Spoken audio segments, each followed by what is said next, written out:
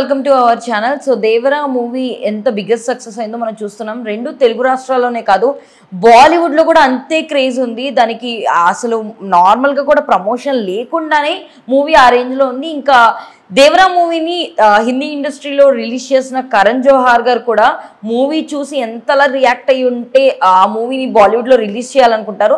So ఆయన movie release చేసినప్పుడు junior NTR గారితో కొన్ని మాటలు పంచుకున్నారు అండ్ ఆ మూవీపై కొన్ని స్టేట్మెంట్స్ కూడా చేశారు. సో ఆ మూవీ ఏంటి, ఆయన రియాక్షన్ ఎలా ఉంది ఆ మూవీ చూసారన్నది ఇప్పుడు తెలుసుకుంటాం. యాక్చువల్గా కరణ్ జోహార్ ఆయన బాలీవుడ్లో మంచి director, blockbuster director and renowned producer కూడా అనమాట. సో ఆయన మన తెలుగు సినిమాలకి ఎక్కడ కనెక్ట్ అయ్యారంటే ఏ సినిమా నుంచి, బాహుబలి నుంచి.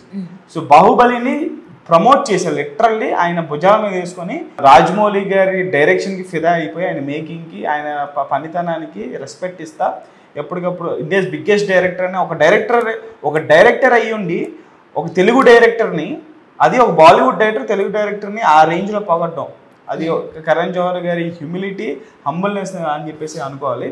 అంటే ఆయన గ్రేట్. అంతే, అంత ఒకటి పగడాలంటే కూడా మనకి చాలా గట్స్ ఉండాలి కదా. నిజంగా ఆ విషయంలో మాత్రం కరణ్ జోహార్ అని మెచ్చుకోవచ్చు. అయితే బాహుబలి నుంచి ఆయన ప్రస్థానం మొదలైంది. తెలుగు సినిమాల్ని హిందీలో డబ్ చేసి వాళ్ళకి అందించడం అనేది, బాహుబలిని చాలా చక్కగా డబ్ చేశారు. మంచిగా సూపర్ డూపర్ బ్లాక్ బస్టర్ అయింది, ఆల్ టైమ్ ఇండస్ట్రీ హిట్. ఇప్పుడు వరకు బాహుబలి 2ని బద్దలు కొట్టింది ఏ సినిమా లేదు ఇప్పుడు వరకు. అంతటి గొప్ప సినిమాని ఆయన హిందీలో రిలీజ్ చేశారు. దాని తర్వాత మళ్ళీ ఆర్ఆర్ఆర్ కూడా చాలా వరకు, అంటే ఆయన డిస్ట్రిబ్యూషన్ చేయకపోయినా, రిలీజ్ చేయకపోయినా సరే ఆయన వచ్చి హోస్ట్గా చేయడం, అంటే రాజమౌళి గారి సినిమాల పట్ల ఆయనకు ఉండేటువంటి గౌరవం అని చెప్పేసి అనుకోవచ్చు. సో వాళ్ళిద్దరి మధ్య ఉండే బాండింగ్. ఇప్పుడు దాని తర్వాత చూసుకుంటే ఆయన రిలీజ్ చేశారు దేవరా సినిమాని.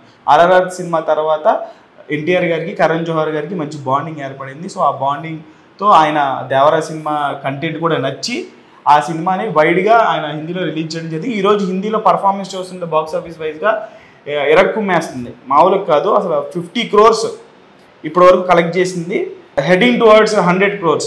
సో ఈజీగా దసరా హాలిడేస్ లోపు ఖచ్చితంగా ఈ సినిమా హిందీలో 100 crore క్లబ్లోకి వెళ్తుండడంలో ఎటువంటి ఆశ్చర్యం లేదు. ఎందుకంటే మాస్ క్లాస్ తేడా లేకుండా ఫ్యామిలీ ఆడియన్స్ కూడా లైన్లో నుంచి మరి టికెట్స్ తీసుకుంటున్నారు. మొన్నటి వరకు అయితే లైన్లో నుంచినటువంటి వీడియోలు కూడా చూసాం మనం. బేసిక్గా అయితే కరణ్ జోహార్ గారు బాలీవుడ్లో దీని ప్రమోషన్ కూడా తక్కువ చేశారు కంపారిటివ్. దేవరాకి ఏదైతే ప్రమోషన్ చేయాలో సినిమా రిలీజ్ అవ్వకముందు ప్రమోషన్ చాలా తక్కువ జరిగింది. సో అక్కడ అంతకంటే రియాక్షన్ ఉందా, అంటే ప్రమోట్ చేయకపోయినా సరే జనాలకు దేవరా రీచ్ వెళ్ళిందా బాలీవుడ్లో? కంటెంటే ప్రమోషన్, కంటెంటే మాట్లాడుతుంది. సినిమాలో కంటెంట్ ఉంది కాబట్టి ఈరోజు దేవరా 50 crore నుంచి 100 crore వైపు పరుగులు తీస్తుంది.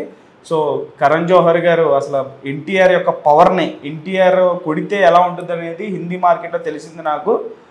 ఖచ్చితంగా ఫ్యూచర్లో కూడా ఎన్టీఆర్ గారి సినిమాలు హిందీలో రిలీజ్ చేయడానికి నేను ఎక్సైటెడ్గా ఉన్నాను, చాలా ఇష్టంగా ఉన్నాను. ఆయన పర్ఫార్మెన్స్ అంటే అందరికి ఇష్టమే, నాకు కూడా ఆయన ఫేవరెట్ యాక్టర్ అయిపోయారని చెప్పేసి ఇలా పొగడ్డం అనేది చాలా గ్రేట్.